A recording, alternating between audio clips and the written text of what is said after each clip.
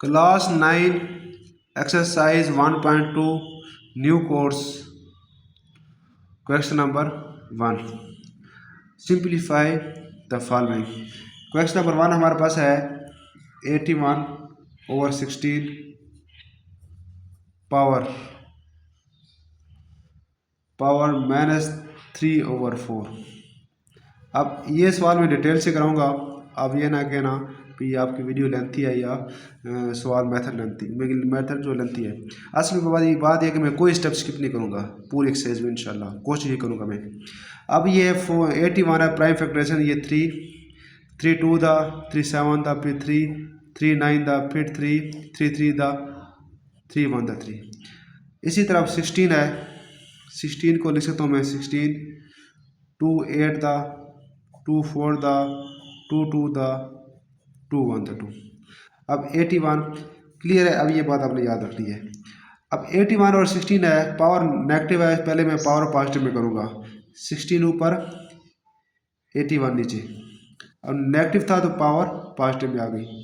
असल में हमारे पास रूल है ए और बी की पावर एन है, ये नेगेटिव एन है। ए और बी है, इसको बी और ए करेंगे तो पावर नेगेटिव थी पावर पॉजिटिव में आ जाएगी। क्लियर है, ये रूल है। अब देखो, अब 16 है, 16 का मैंने प्राइम फैक्टर क्या निकली 2 मल्टीप्लाई 2 मल्टीप्लाई 2 मल्टीप्लाई 2।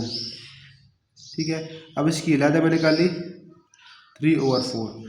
अब इसको लहदा, क्योंकि हमारे पास रूल है ए और बी है, सपोज की पावर एन है, ए की पावर एन बी की पावर एन, लहदा लहदा मैं लिख सकता हूँ मैं।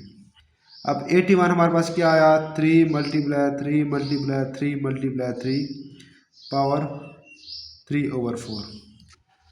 अब ये 2 कितनी बार मल्टीप्लाई आ रहा है 4 टाइम मल्टीप्लाई हो रहा है, इसको 2 की पावर 4 में लिख सकता हूँ मैं, और ये 3/4। इसी तरह अब 3 हमारे पास 4 टाइम मल्टीप्लाई हो रहा है तो 3 की पावर 4 और पावर 3/4। 3/4 3/4 नहीं लिखे, 3/4 का मतलब होता है 3/4, इसका ये मतलब होता है, और 3/4 का मतलब ये होता है। ठीक है ना। अब ये मैंने गलत बोल दिया, इससे आपने नहीं करना, ये गलत है, ये 3/4। अब ये 4 से 4 कैंसिल। हम कहते हैं ना ये कमरा 4/6 का है, 4/6 का मतलब ये 4 लेंथ है, 6 की 4 विड्थ है, 6 इसकी लेंथ है। ठीक है। ये 4/6 वगैरह, इसका मतलब ये होता है। अच्छा देखो, अब ये आपस में कैंसिल आउट, तो ये हमारे पास ऊपर क्या है 2 की पावर 3 और नीचे है 3 की पावर 3। 2 की पावर 3 8 होता है और 3 की पावर 3 27। ये हमारा आंसर है पहले का।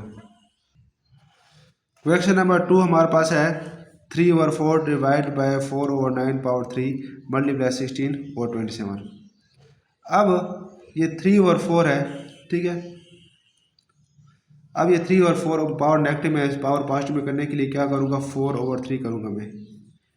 क्लियर है। 3/4 को 4/3 मैंने कर दिया। अब ये डिवाइड हो रहा है, डिवाइड का जैसे मल्टीप्लाई में करूँगा, ये मल्टीप्लाई में करूँगा। अब 4/9 था, यहाँ 4/9 है, ठीक है। पावर डिवाइड को मल्टीप्लाई में किया तो 9/4 हो जाएगा, और पावर 3 उसी तरह मल्टीप्लाई ये 16/27। नेक्स्ट है, अब ये 4 को स्क्वायर लेता 3 का लेता मल्टीप्लाई। अब 9 क्या होता है 3 की पावर 3, 9 क्या होता है 3 की पावर 2, 3 स्क्वायर 9 होता है ना, और ये होल पावर 3 हमारे पास, ये मैंने 3 यहाँ लिख दी।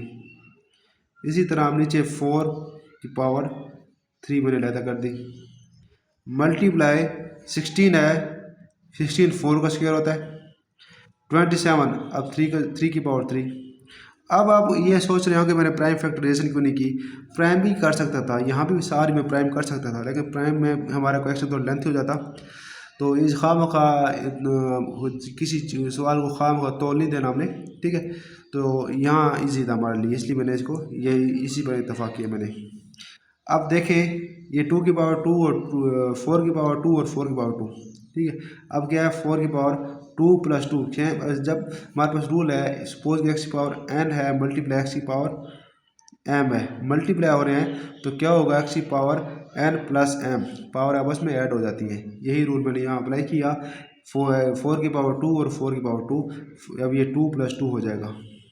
इसी तरह मल्टीप्लाई, अब ये 3 है, अब ये जो है ये आपस में मल्टीप्लाई होंगे 3 × 2 = 6, अब नीचे देखो डिनोमिनेटर में हमारे पास 3 की पावर 2 है या 3 की पावर 3 है, 3 की पावर 2 + 3 हो जाएगा। अब इसी तरह ये 4 की पावर 3 सेम इसी तरह।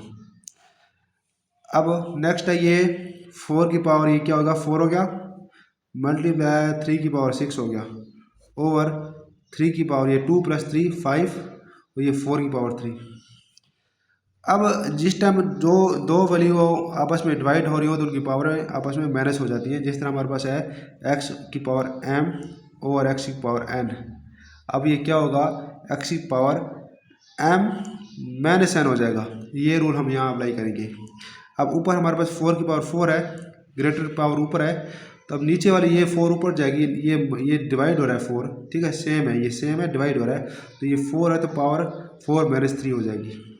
इसी तरह मल्टीप्लाई, अब ये 3 की पावर 6 है तो ये 5, ये स्मॉलर है ना, ये 6 ग्रेटर है। अगर यहाँ ये 6 होती, यहाँ 5 होती तो ये नीचे लेकर आता।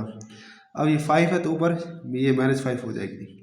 अब ये 4 की पावर 1 मल्टीप्लाई 3 की पावर 1, वही 1 की पावर 1 लिखने का फ़ायदा नहीं है ना, 4 दिया 12। अब ये हमारे पास क्या है, आंसर है क्वेश्चन नंबर 2 का।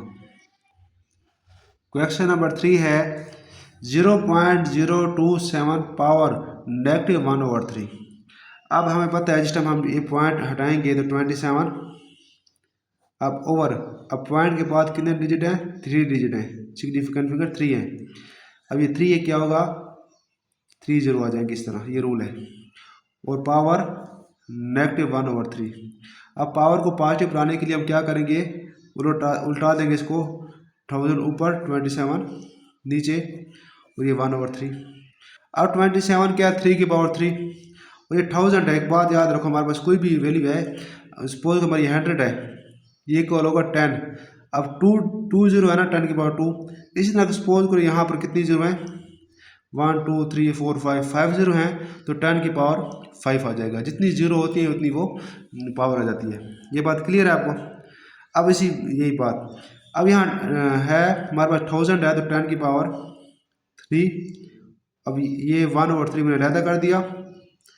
अब 27 है, 3 की पावर 3 और 1/3, 3 की पावर 3 27 होता है। ये 3 को 3 टाइम मल्टीप्लाई किया जाए, ये आपस में कैंसिल आउट, ये कैंसिल आउट, हमारे पास 10 रह गया और हमारे पास ये 3 रह गया। ये हमारे पास इसका आंसर है।